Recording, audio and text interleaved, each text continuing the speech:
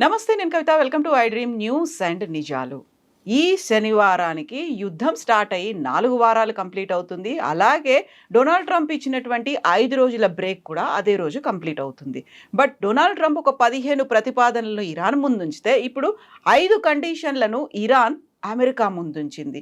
ఒకరికొకరు ఇంత పోటాపోటీగా ముందుకెళ్తున్నారు. నెక్స్ట్ ఏం జరగబోతోంది? 28 తర్వాత కీలకమైనటువంటి మలుపు తీసుకోబోతుందా? ఎందుకంటే ఇప్పటికీ అదనపు బలగాల్ని ఇరాన్లో మోహరించేందుకు డొనాల్డ్ ట్రంప్ సిద్ధమైపోతున్నారనేటువంటి వార్త ప్రపంచాన్ని వణికిస్తోంది. నెక్స్ట్ ఏం జరుగుతుంది? మనతో పాటుగా ఉన్నారు సీనియర్ జర్నలిస్ట్ సురేష్ కొచ్చతిల్ గారు. సార్ నమస్తే.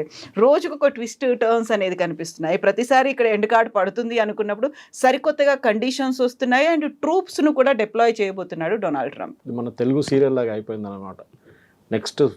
నెక్స్ట్ సెక్షన్ ఏమొస్తుంది అనేది ఒక సస్పెన్స్లో ఉంచేస్తారు. టు బి కంటిన్యూడ్ అనమాట. ఇక్కడ జరుగుతున్న 2-3 మెయిన్ పాయింట్స్ మనం గుర్తుపెట్టుకోవాలి. ఎందుకంటే నేను దీని గురించి ఎప్పుడు అమెరికన్ న్యూస్ ఛానల్స్ చూస్తుంటాను, కానీ వాళ్ళ ఒపీనియన్ చాలా క్లియర్గా ఉంటుంది. దాంట్లో ఫాక్స్ న్యూస్ అయితే ట్రంప్ భజన్ మండలి, కానీ CNN కానీ మిగతా ఛానల్ MSNBC కానీ వీళ్ళు అట్లీస్ట్ ఒక న్యూట్రల్ పర్స్పెక్టివ్ ఇస్తారు. ఆఫ్కోర్స్ యాంటీ ట్రంప్ ఉంటారు వాళ్ళ ఒపీనియన్. ఒకటి, ట్రంప్ పాపులారిటీ రాయిటర్స్ చేసిన ఒక పోల్లో నిన్న 34% తగ్గింది. 34% పీపుల్ ఓన్లీ సపోర్ట్ ట్రంప్. దానికి కారణాలు ఉన్నాయి చాలా మటుకు, మనం డిస్కస్ కూడా చేసాం. ఒకటి, ఫ్యూయల్ ప్రైసెస్. అమెరికాలో fuel price per gallon which is 3.5 లీటర్స్కి $1 పెరిగింది. అంటే మన లాంగ్వేజ్ చెప్పాలంటే 90 రూపాయలు పెరిగింది 3 లీటర్కి, అంటే 30 రూపాయలు పెరిగింది అనుకోండి. కానీ అమెరికన్ ప్రజలు దాని మీద వాళ్ళకి చాలా కోపం ఉంది. ఎందుకంటే ప్రెసిడెంట్ ట్రంప్ ఎలక్షన్ క్యాంపెయిన్లో కూడా దీని గురించే మాట్లాడు, that I will bring the pump prices down. Biden ఏం చేయలేదు. బైడెన్ టైంలో చాలా హైవీ ఉండే ప్రైసెస్ ఫ్యూయల్ది, నేను తగ్గిస్తాను. రెండోది, నాకు యుద్ధానికి సంబంధం లేదు, నేను ఏ యుద్ధం మొదలుపెట్టను, ఇన్ఫాక్ట్ యుద్ధాలని నేను ఆపుతాను అని చెప్పి ట్రంప్ క్యాంపెయిన్ మీకు గుర్తుంటుంది. అందుకే కదా నోబెల్ పీస్ ప్రైజ్ కావాలని. ఇప్పుడు అది కూడా చాలామంది అంటారు, ఇవాళ కూడా ఆయనకు నోబెల్ పీస్ ప్రైజ్ ఇచ్చేస్తే అయిపోతుంది కదా, ఈ ప్రాబ్లం లేదు, నేను ఈ యుద్ధం నేనే ఆపాను, నేను మొదలుపెట్టిన యుద్ధం నేనే ఆపాను, దానికి నోబెల్ ప్రైజ్ కావాలంటారు ఆయన. ఇప్పుడు జరుగుతుంది ఏంటంటే, మనం ఈ డెడ్ లైన్ గుర్తుపెట్టుకోండి, సీక్వెన్స్ ఇవ్వండి. ఒకటి, మీరు చెప్పినట్లు 4 వారాలు అవుతాయి. అది కాకుండా ఈ మండే, ట్యూస్డే, వెనస్డే, మనం థర్స్డేలో ఉన్నాం, అంటే అమెరికన్ వెనస్డేలో ఉన్నాం మనం. ఇంకా ఫ్రైడే 5వ రోజు, అంటే మన సాటర్డే వాళ్ళ ఫ్రైడే. ఈ 5వ రోజు ఏం జరుగుతుంది? ఎందుకు ఇంకా 2 రోజులే ఉన్నాయి. ఈ 2 రోజుల్లో అమెరికా వాళ్ళ చాలా పెద్ద ఫోర్స్ని తీసుకొస్తున్నారు. మీరు చెప్పారు చూడండి, ఒకటి వాళ్ళ మెరీన్ ఎక్స్పెడిషనరీ ఫోర్స్ అని చెప్పి INS ట్రిపోలి అని చెప్పి ఒక షిప్ని దాంట్లో తీసుకొస్తున్నారు. దాంట్లో 3000 మంది ఉన్నారు. వీళ్ళ దగ్గర యాంఫీబియస్ ల్యాండింగ్ షిప్స్ ఉన్నాయి. యాంఫీబియస్ ల్యాండింగ్ షిప్ మీరు చూసుంటారు బహుశా, మన వైజాగ్ వైపు మిలన్ నడుస్తున్నప్పుడు అంతా ఇండియన్ నేవీది, లేకుంటే అప్పుడప్పుడు ఎక్సర్సైజ్ చేస్తుంది. దీనికి ఒక షిప్ లాగా ఉంటుంది, కానీ ఫ్రంట్కి వెళ్ళే దగ్గర బీచ్ దాకా వెళ్తుంది. ఇది నార్మల్ షిప్స్ లాగా కాదు. అక్కడ వెళ్ళి దీన్ని ఓపెన్ చేస్తారు, ఇట్లా ఫ్రంట్ పోర్షన్ ఓపెన్ చేస్తే దాని లోపల నుంచి ట్రూప్స్ అందరూ బయటకు వస్తారు. సో యాంఫీబియా జస్ట్ లైక్ ఒక కప్పలాగా 2 చోట్ల ఉభయచరం అంటాం మనం. అంతే, మనం సెకండ్ వరల్డ్ వార్లో చాలా చూస్తాం ఇది, యాంఫీబియస్ ల్యాండింగ్ ట్రూప్స్. రిస్క్ ఎక్కువ దాంట్లో, ఎందుకంటే వీళ్ళు బయటకు రాగానే ఎవడైనా ఫైర్ చేస్తే ఎక్కడి నుంచి అయినా లాట్ ఆఫ్ పీపుల్, బట్ వాళ్ళకి ఎయిర్ సపోర్ట్ ఉంటుంది ఆ టైంలో. బహుశా వీళ్ళని తీసుకొస్తున్నారు అనే ఒక రూమర్ ఉంది. వాళ్ళు ఆల్రెడీ ఉన్నారు, they are in the gulf of Oman now. వీళ్ళని స్ట్రైట్ ఆఫ్ హార్మోస్ నుంచి తీసుకొస్తారా, లేకుంటే వీళ్ళని పారాడ్రాప్ చేస్తారా, లేకుంటే వీళ్ళని ఇంకేదైనా వార్షిప్ వై తీసుకొస్తారా చూడాల్సింది మనం. అది అట్లా ఉన్నప్పుడు ఇంకొక అంటే వీళ్ళ దగ్గర పారాట్రూప్స్ ఉన్నారు, స్పెషల్ ఆపరేషన్స్ గ్రూప్. 1600 మందిని వాళ్ళు US నుంచి పిలిపించారు, వాళ్ళ బేస్ నుంచి. వీళ్ళు రావడానికి 24 గంటలు కూడా పట్టదు, బహుశా వచ్చేస్తుంటారు ఇప్పుడు దాకా. ఖతార్లో వీళ్ళు ఉన్నారని చెప్తున్నారు. ఖతార్ నుంచి Kharg island is about 60 minutes. మీరు హెలికాప్టర్ రైడ్ తీసుకుంటే కూడా వీళ్ళు తీసుకెళ్ళిన బ్లాక్ హాక్ యూజ్ చేసుకోవచ్చు, or they can use some big aircraft paradrop, లేకుంటే వీళ్ళ దగ్గరని చినూక్ హెలికాప్టర్స్ కూడా వాడుకోవచ్చు. కానీ చినూక్ అంటే 24 చినూకులు కావాల్సి వస్తుంది, అంటే అన్ని ట్రిప్పులు కొట్టాల్సి వస్తుంది. అన్ని ఎయిర్క్రాఫ్ట్ ఉండో లేదో తెలియదు మనకి. అక్కడ అలూద్ బేస్లో ఖతార్లో అన్నీ ఉండొచ్చు బహుశా. సో ప్రెసిడెంట్ ట్రంప్ ప్లాన్ ఏమనిపిస్తుంది అంటే ఒక సైడ్ నుంచి నెగోషియేట్ చేస్తున్నాను చెప్తూ ఇంకొక వైపు నుంచి బిల్డప్ చేస్తున్నారు ఇరాన్ మీద ప్రెషర్ పెట్టడానికి. మీరు చెప్పారు ఇరాన్కి పాకిస్తాన్ 15 కండిషన్స్ తీసుకెళ్లారంట. పాపం పాకిస్తాన్ ఎందుకు వచ్చారు మనకు అర్థం కావట్లేదు ఇప్పుడు. ఎందుకంటే ఖతార్ ముందు, ఒమాన్ ఉండే ముందు, ఒమాన్ పక్కన జరిగిపోయారు. తుర్కీ అన్నారు మేము వస్తాం అన్నారు, తుర్కీ కూడా పక్కన జరిగి, ఈజిప్ట్ అన్నారు మేము కూడా ఉంటాం, వాళ్ళు కూడా. ఎందుకు వాళ్ళకి అర్థమైపోయింది దీన్ని ఇంప్లికేషన్స్ ఏమి ఉండబోతుందని. ఇరాన్ వాళ్ళ మీద దాడి జరిగితే పాకిస్తాన్ని కొడతారు. మీకు గుర్తుంటుంది ఖతార్ని కొట్టినప్పుడు వాళ్ళ మీద కొడితే ఖతార్ని కొట్టారు ఇరాన్ ఆ రోజు, గ్యాస్ పైప్ లైన్స్, వాళ్ళ ఏం చెప్తారు గ్యాస్ ఫీల్డ్స్ని. ఇదే పాకిస్తాన్తో జరిగిపోతుంది. ఎందుకంటే వీళ్ళ కోపం అంటే మీకు 15 కండిషన్స్ ఇచ్చారు అమెరికన్ వాళ్ళు, మేము దాన్ని చించిపడేస్తాం డస్ట్బిన్లో. మేము 5 కండిషన్లు ఇచ్చాం, నువ్వేం చేసావు దాంతో? నువ్వు వెళ్ళి అమెరికాకి ఇచ్చావా? ఇచ్చాను. వాళ్ళు ఏమన్నారు? మాకు తెలియదు అన్నారు. మళ్ళీ నువ్వు ఎందుకు వచ్చావు నడుము ఇట్లా అని అడుగుతారు. నీతో కేపబిలిటీ లేకుంటే why did you come? Because they are used to negotiating with the Omanis. Omanis చాలా ప్రొఫెషనల్ నెగోషియేటర్స్, మనం జెనీవాలో చూసాం. ఈ నెగోషియేషన్ ఫస్ట్ టైం కాదు కవిత గారు, ఇది 3వ నెగోషియేషన్. దీనికన్నా ముందు లాస్ట్ జూన్లో ఆ 12-డే వార్ జరిగినప్పుడు కూడా ఒక నెగోషియేషన్ నడిచింది ఆ టైంలో. దాంతోనే యుద్ధ విరామం చేశారు వీళ్ళు, సీజ్ ఫైర్.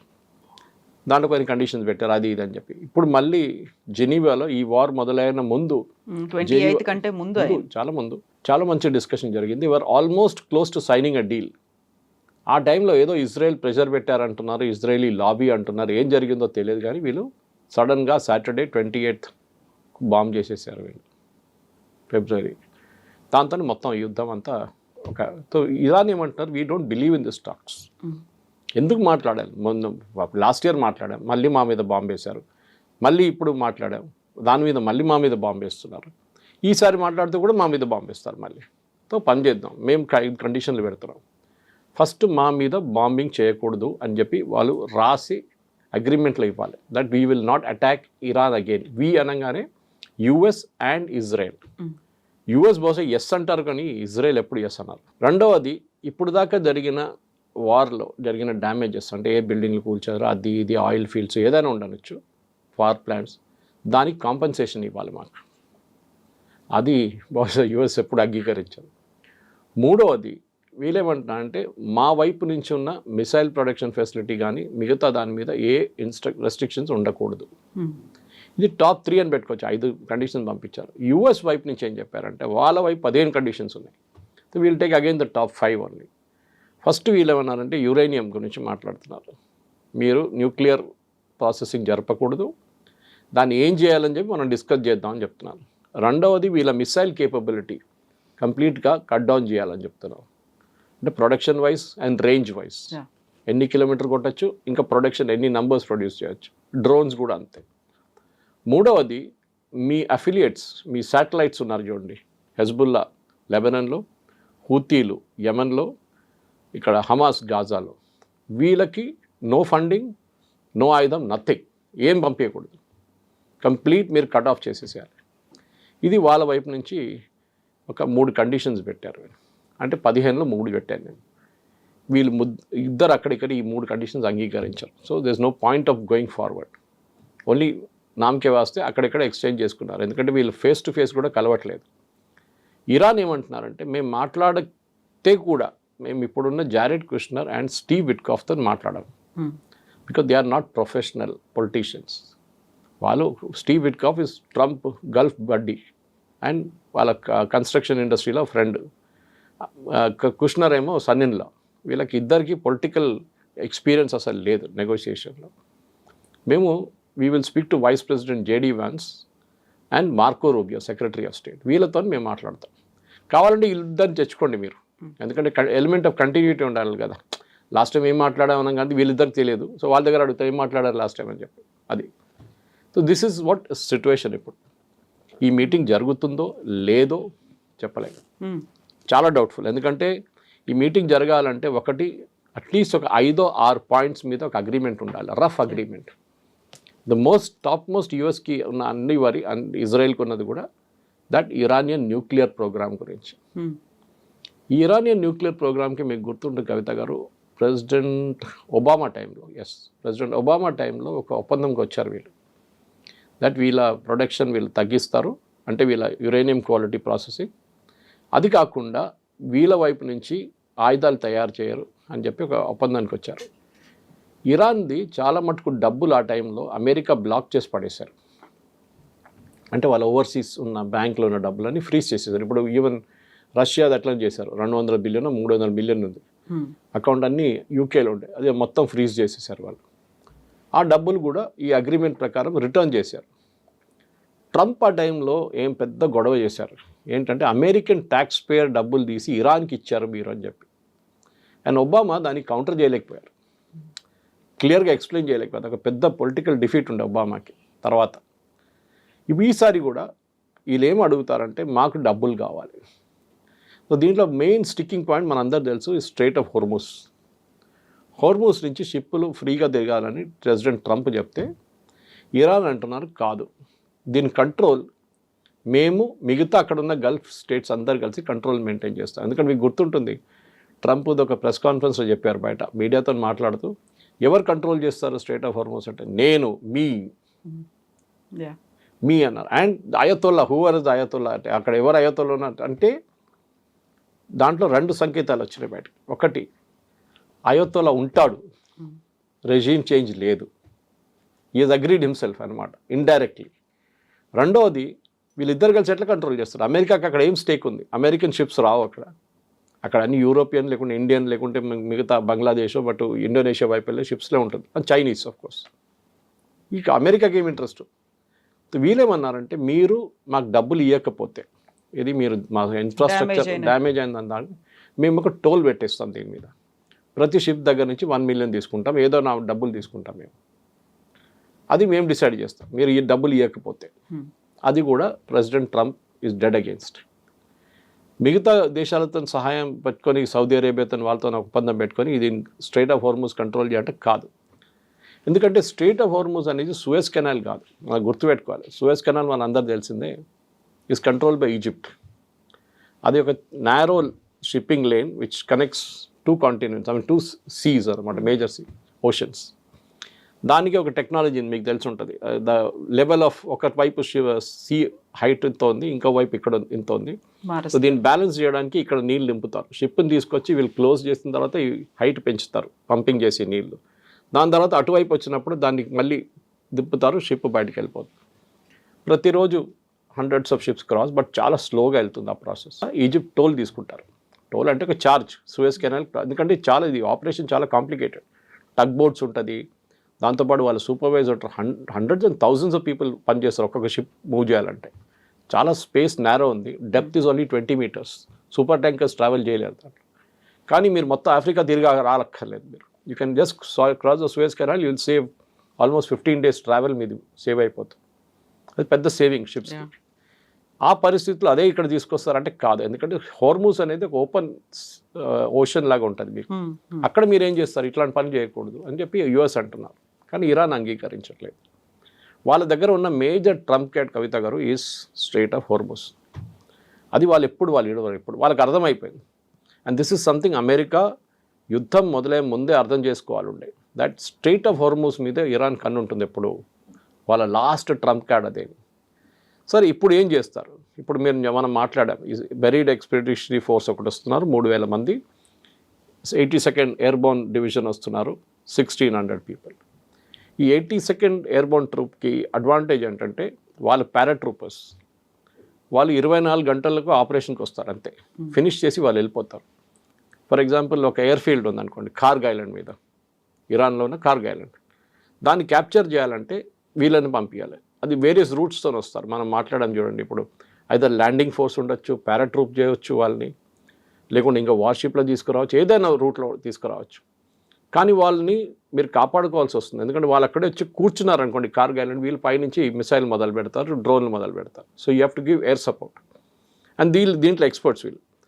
అండ్ వీళ్ళ దాంట్లో ఈ మెరైన్స్ వస్తున్నారు చూడండి, వాళ్ళు చాలా డిఫరెంట్ జాబ్స్ హ్యాండిల్ చేస్తారు.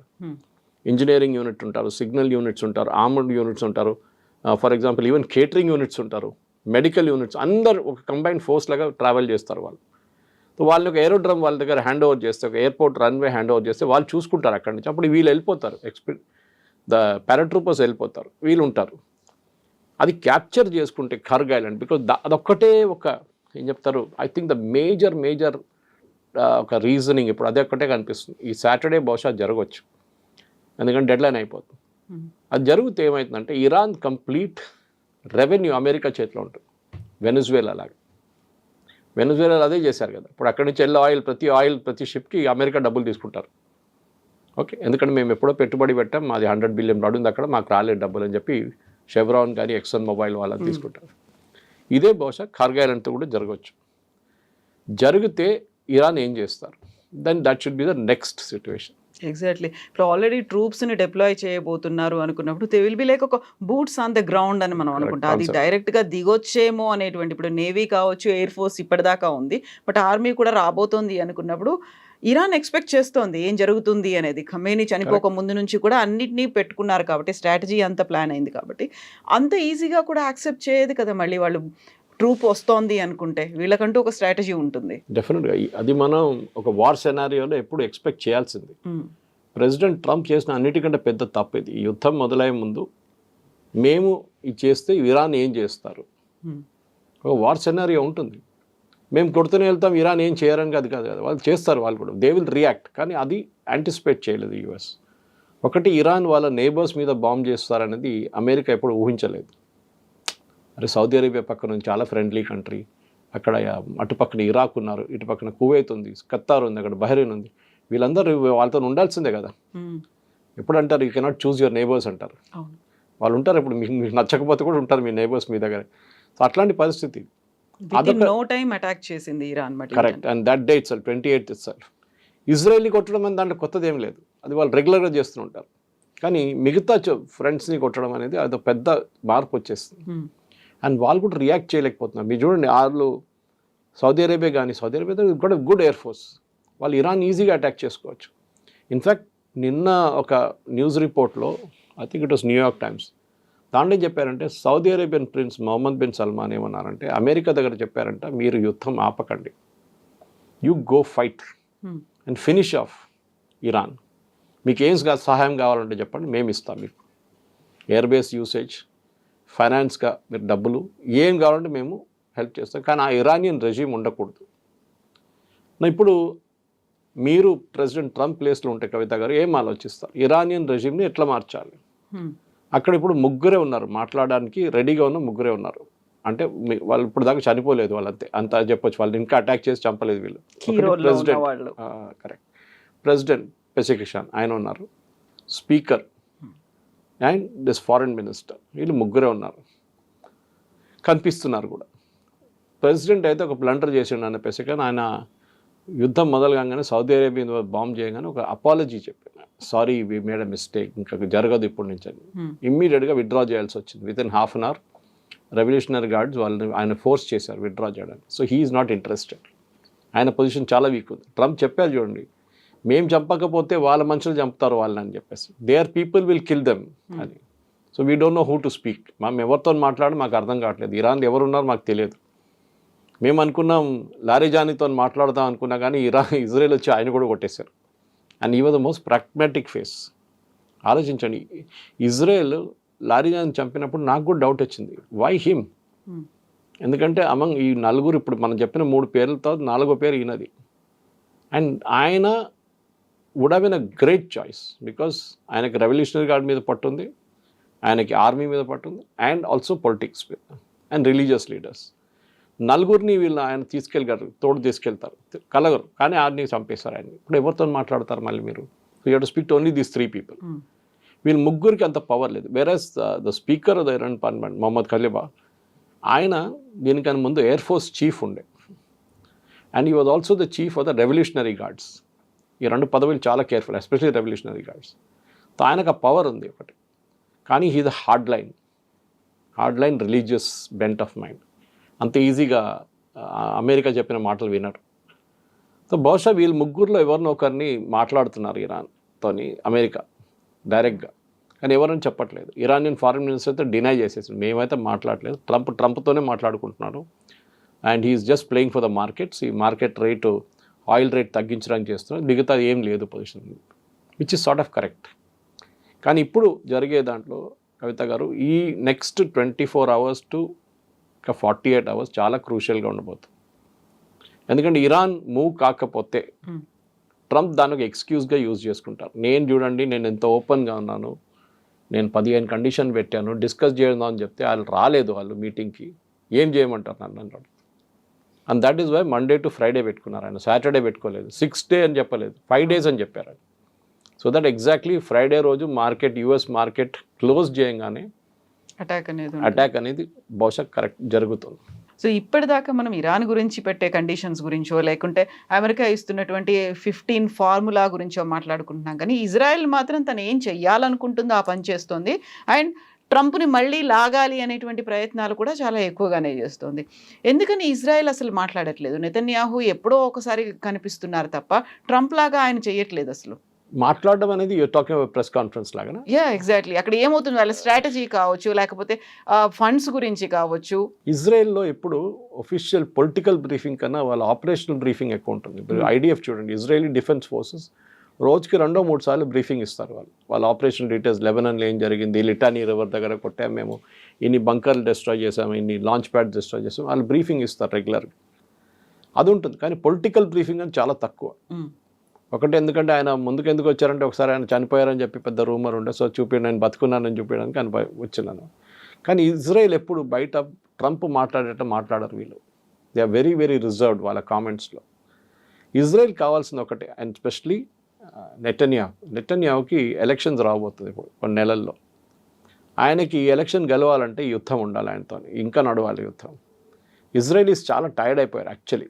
ఎందుకంటే ఈ బంకర్లో పరిగెత్తడం, డైలీ బంకర్లో వెళ్ళి కూర్చోవడం రాత్రి అంతా, ద సిక్ అండ్ టైర్డ్ అంటున్నారు. నిన్న చూసాను, వర్డ్ యూజ్ చేశారు ఒక Israeli commentator, we are sick and tired, యుద్ధం ఎట్లైనా ఆగితే బాగుంటుంది. కానీ వాళ్ళకి తెలుసు ఇరాన్ని ఇప్పుడు కొట్టకపోతే మళ్ళీ ఇరాన్ ఇంకా పవర్ఫుల్ అయిపోతారు, హెజ్బుల్లా మళ్ళీ పెరుగుతారు. ఇవాళ కూడా వాళ్ళు మిసైల్స్ ఫైర్ చేశారు, యాజ్ వీ స్పీక్. ఒక గంట ముందు ఇజ్రాయెల్ మీద 3 మిసైల్స్ ఫైర్ చేశారు. సో హెజ్బుల్లాని కొట్టాలి. ఇన్ఫ్యాక్ట్ మీకు తెలుసుంటుంది, ఇరానియన్ అంబాసిడర్ని లెబనాన్ నుంచి పంపించేశారు. He was declared person on and grata and he was ask to get out. Lebanon అనే ఒక దేశం ఉందని మనం మర్చిపోయాం. హెజ్బుల్లా గురించి మాట్లాడుతాం. హెజ్బుల్లా టెర్రరిస్ట్ ఆర్గనైజేషన్, లెబనాన్లో కూర్చున్నారు.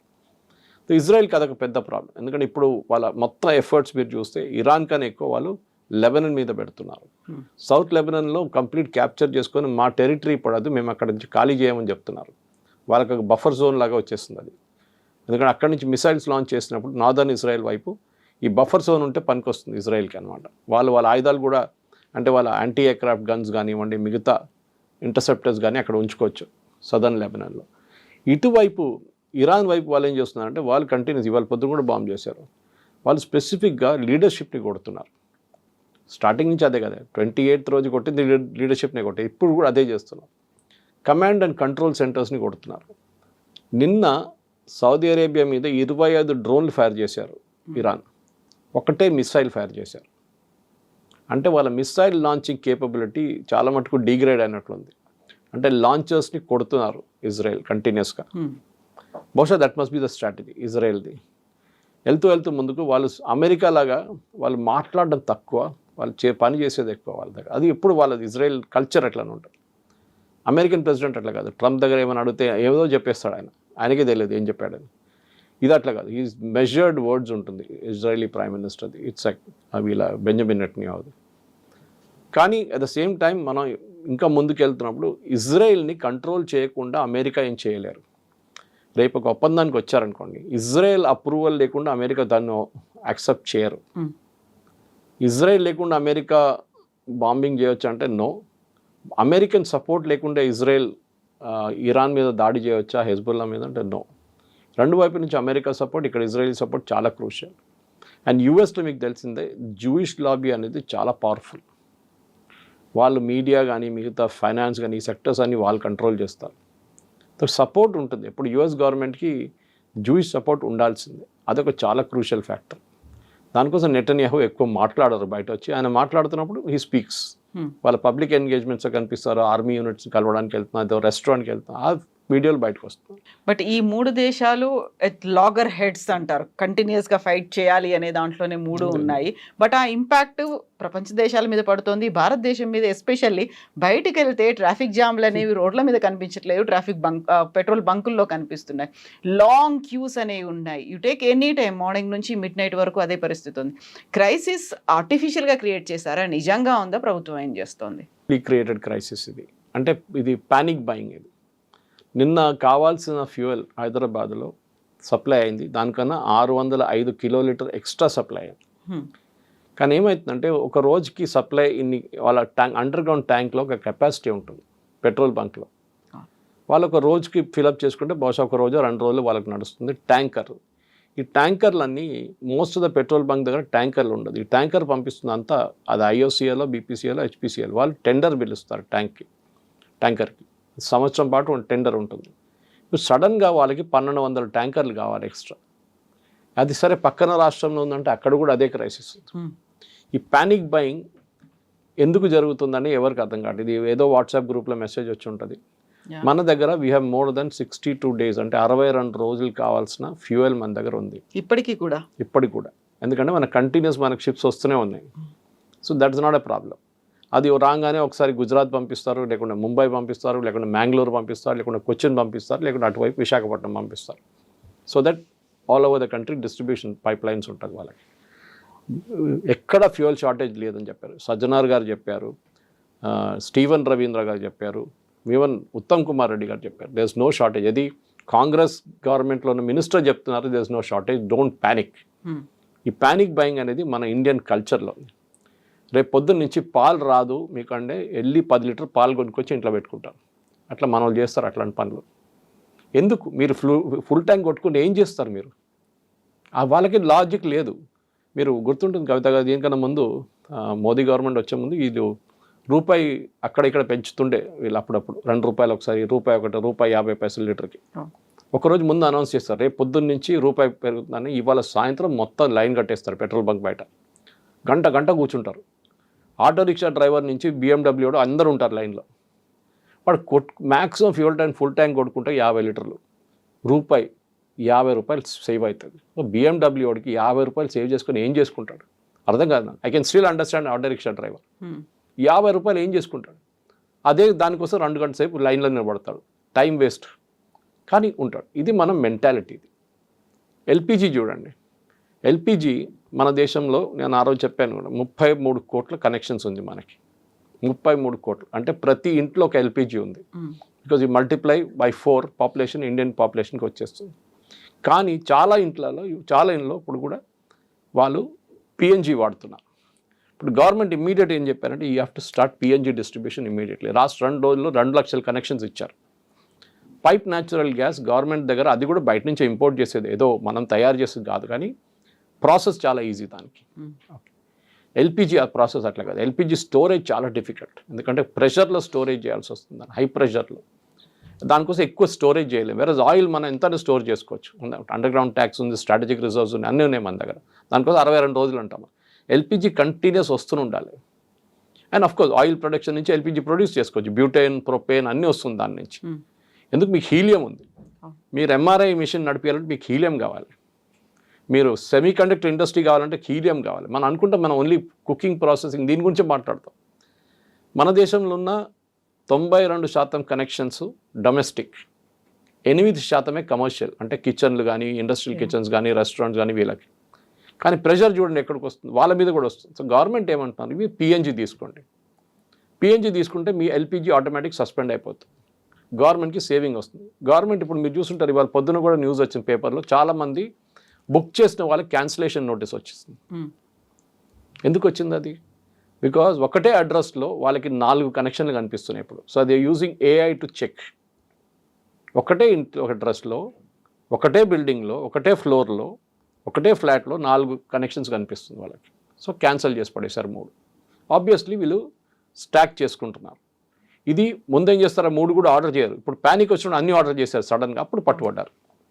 So government is saying PNG తీసుకోండి. I think that's most sensible. మా ఇంటి దగ్గర ఒక పెద్ద ఒక చాలా బిజీ అనే ఒక పరాటా సెంటర్ ఉంది, వాడి గారు వెళ్ళి చెప్పాను, వాడికి తెలియదు. వాడు అంటున్నాడు, సార్ నా డబ్బులు ఉన్నాయి సార్, నేను ఇస్తాను, చెప్పండి వాళ్ళకి ఇవ్వమని చెప్పి, నాకు 8 స్టవ్లు ఉన్నాయి, అంటే గ్యాస్ స్టవ్స్ ఉన్నాయి, నేను ఎల్పిజి కోసం కొట్టుకుంటాను, ఇప్పుడు కాదు, ఈవెన్ బిఫోర్ ఆల్సో సార్, నాకు అది ఇచ్చేసి అయిపోతుంది, ఒకసారి అడ్రస్ ఇస్తారని చెప్తే నేను I gave the address. Bhagyanagar gas ఎవరిది? రిలయన్స్ది అది. So that culture has to come. దాంట్లో మీకు ఎల్పిజి ఆర్డర్ చేయక్కర్లేదు, మీరు ఆన్ చేస్తే గ్యాస్ ఉంటుంది, ఎప్పుడు మీకు టెన్షన్ ఉండదు దానికి. I think that culture Covid టైంలో మోదీ గారు చెప్పిన మాట ఆ రోజు, అది కూడా మిస్అండర్స్టాండ్ చేసుకున్నారు. కోవిడ్లో మనం ఎట్లా హ్యాండిల్ చేసామో అట్లనే మనం ఇప్పుడు కూడా ఇమ్మీడియట్ రూమర్స్ లాక్డౌన్ పెడుతున్నారు మోదీ గారు. అదే హింట్ ఇచ్చాడు. ఎందుకు లాక్డౌన్? మీకు ఏదో పాండమిక్ రాలేదు కదా. మోదీ గారు ఏం చెప్పారంటే, ఆ టైంలో మనం ఎట్లా డిసిప్లిన్ పాటించామో, రోడ్ల మీద వెళ్ళకుండా ఇంట్లో ఉండి అది చేసుకో, అది చెప్పగానే ఇంట్లో ఉండమంటున్నారు మోదీ గారు అందరినీ, అక్కడ చెప్పలేదు ఆయన. So that's is the misunderstanding అన్నమాట. నాకు చాలామంది నాకు అడిగారు, నా దగ్గర ఫోన్ చేసి, మెసేజ్ సురేష్ గారు లాక్డౌన్ ఉంటుందా, ఎందుకు ఉంటుందని వాళ్ళ దగ్గర అడిగాను రిటర్న్ నేను. Why lockdown? You have to arrive at a certain sense of discipline. ఈ డిసిప్లిన్ మన దాంట్లో లేదు కవిత గారు. పోలీసు వాడు కనిపించకపోతే రెడ్ లైట్ జంప్ చేస్తాడు 100% మనోడు. ఓకే, పోలీసు వాడు ఉంటేనే ఆపుతాడు, వాడి కెమెరా ఉంటే అది కూడా చూస్తాడు, కెమెరా లేకుండా వెళ్ళిపోతాడు పోలీసు వాడి దగ్గర. ఇది మన ప్రాబ్లం. ఎవడో 10 మంది లైన్లో నిలబడాలని మనం కూడా వెళ్ళి నిలబడతాం అంత. ఏంట్రా అంటే, మీరు నిలబడారు కదా, మీ అంటే నేను కూడా ఉంటాను. ఇది మన ప్రాబ్లం. బ్రిడ్జ్ పై నుంచి కింద చూస్తుంటాడు ఒకడు, 10 మంది వస్తారు, ఏం చూస్తున్నాడు నాకేం తెలుసు, కింద ఏదో నేను చూశాను, నువ్వు ఎందుకు వచ్చినావు అంటాడు. ఇది చీలుడి భైంసుడి అంటారు హైదరాబాద్లో, రూమర్స్ది. ఓకే, ఇది మనం ఒక డిసిప్లిన్ మన లైఫ్లో తీసుకురావాలి. నేను మొన్న మా అల్వాల్ బంక్ వెళ్ళినప్పుడు రాత్రిపూట వెళ్తే 11 కార్లు ఉండే. I didn't want fill up. నేను ఇంటికి వెళ్ళిపోయి పొద్దున 7 గంటలకు వచ్చాను, మళ్ళీ ఇంటి దగ్గరే సత్య పెట్రోల్ బంక్ అని. 3 కార్లు ఉన్నాయి, ఫిల్అప్ చేసుకున్నాను. వాడు అన్నారు, సార్ ఫుల్ ట్యాంక్ సార్ అన్నా. వద్దు, నాకు వద్దు, నాకు 2000 రూపీస్ కొట్టు చాలు అన్నాడు. ఏం సార్ ఇట్లా అంటున్నా, మీరు అందరూ ఫుల్ ట్యాంక్ కొట్టించుకున్నా? అక్కర్లేదు, మిగతా వాడికి పనికి వస్తాయి కదా నేను కొట్టుకుంటే, నేను ఫుల్ ట్యాంక్ కొట్టుకుని ఏం చేసుకోవాలి, నాకు తెలుసు వారం పని, నాకు వారం దాకా నడిచిపోతుంది. That is all. Panic buying లాడ్ సిద్దిపేట రోడ్లో పోతున్నాడు, ఆడు వెళ్తూ అది సిద్దిపేటలో ఉండదేమో, ఇక్కడే కొట్టించుకుందాం, ఇక్కడ కొట్టించుకుంటాం. ఇది దిస్ యాటిట్యూడ్ మన షార్టేజెస్లో ఒక టైంలో ఉండే. కరెక్టే, షార్టేజెస్ మన దేశంలో చాలా మటుకు ఉండే, పాలు లేకుండే. నేను స్కూల్లో ఉన్నప్పుడు కూడా పొద్దున పూట పాలు కోసం లైన్లో నిలబడాలి, వెళ్ళి ప్యాకెట్ పాల కోసం. అదంతా పోయింది కదా. ఇప్పుడు మీ ఇంటికి కావాలంటే ఏ కంపెనీ నుంచైనా మీకు పాలు వస్తుంది. దాట్ యాటిట్యూడ్ మారాలి. ఇప్పుడు చూడండి, కొంచెం తగ్గింది, ఇవాళ కొంచెం ప్యానిక్ బయింగ్ తగ్గింది. కానీ బంక్లు ఏమంటున్నారు, ఈవెన్ టుడే మార్నింగ్ నేను దూరదర్శన్ డిబేట్లో ఉన్నాను పొద్దున లైవ్లో, దాంట్లో అన్నారు అదే సేమ్ పాయింట్. ఇక్కడ ఉన్న పెట్రోలియం డీలర్స్ అంటున్నారు, మా దగ్గర మీకు ఎంత కావాలంటే అంత పెట్రోల్ ఇస్తాం, మీరు ఎన్ని ఫుల్ ట్యాంక్లు కావాలంటే కొట్టించుకోండి, కానీ వీ విల్ నాట్ గివ్ క్యాన్ల మేము ఇవ్వము. దట్ ఈస్ సంథింగ్, ఎందుకంటే డేంజరస్ అది. ఈ టెంపరేచర్లో మీరు క్యాన్లు తీసుకొచ్చి పార్కింగ్ లాట్లో పెట్టుకుంటే అది ఎప్పుడు వెళ్తుందో తెలియదు. అది ఇట్స్ హైలీ డేంజర్. నిన్న ఒక ఆటో రిక్షా డ్రైవర్ని చూశాను నేను, వాడు 10 లీటర్లు 2 క్యాన్లు పెట్టుకొని పోతున్నాడు. ఎందుకంటే నాకు వారం పనికి వస్తానంట. రే నువ్వు ఎందుకు, నీకు వారం ఎక్కడ పెట్టుకుంటా, ఇంట్లో పెట్టుకుంటా సార్, ఇంట్లో ఇంకా డేంజరస్ రా బాబు అంటే అర్థం చేసుకుంటలేరు. మన ఇందోర్లో యాక్సిడెంట్ జరిగింది, మీకు తెలిసింది, ఆ బ్యాటరీ ఛార్జింగ్ యూనిట్ నుంచి ఈవీ వెహికల్ది, పోల్ మీద కూడా పోయింది ఫైర్. వాళ్ళ ఇంట్లో బేస్మెంట్లో, వాళ్ళ ఇంట్లో గ్రౌండ్ ఫ్లోర్లో 10 సిలిండర్లు ఉంటాయి. మ్యాక్సిమం చనిపోయింది అది దాని కారణంగానే, అది బ్లాస్ట్ అయింది. This is something we need to learn. మనకు కావాల్సింది, we are not living in a nation of shortages. మీరు పాకిస్తాన్లో చూడండి, పాకిస్తాన్లో ఏం లేదు, పెట్రోల్ లేదు, డీజిల్ లేదు. శ్రీలంకలో 15 లీటర్లు ఇస్తున్నారు ప్రతి వారానికి ఒక కార్కి. మనం అది ఆ స్టేట్కి రాలేదు కదా మనం ఇంకా. కానీ ఎవరో చెప్పారంట రూమర్, అరే 20 లీటర్లు కొట్టిస్తున్నాడు వారానికి అంత, అట్లా ఏం రాలేదు. కానీ మన పరిస్థితికి రాకుండా చూసుకోవడానికి మన రెస్పాన్సిబిలిటీ ఉంది. యాజ్ అ సిటిజన్ ఆ సివిక్ సెన్స్ మనకి లేదు. Let us accept it. పక్కనోడు చస్తే చచ్చాడు కానీ నేను బతకాలని చూస్తాడు మన వాళ్ళు. ఆ యాటిట్యూడ్ మనకు ఉంది, అది మనం మార్చుకోవాల్సింది. ఈ క్రైసిస్లో ఇది ఒక పెద్ద lesson. Thank you so much. Thank you.